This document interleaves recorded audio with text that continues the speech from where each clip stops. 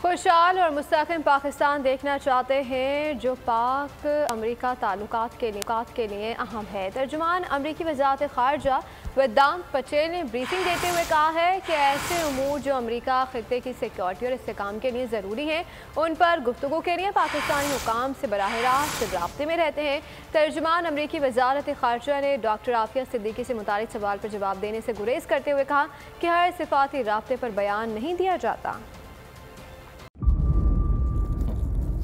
इंतज़ार था ना, चलो इस बार वो करते हैं जो इससे पहले किया ही नहीं। किस्मत की आंखों में आंखें डाल के जीतना होगा।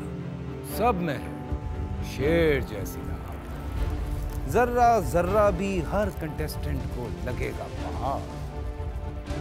लड़खड़ाना नहीं है, खोल दो अपने पंख अगर आसमान छूना है।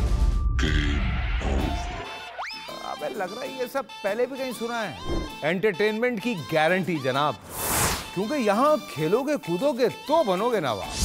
खुश रहो पाकिस्तान। खुश रहो पाकिस्तान बुध और जुमेरात शाम 7 बजे सिर्फ बोल एंटरटेनमेंट पर। सब्सक्राइब करें और बेल दबाएं ताकि कोई खबर रह न जाए।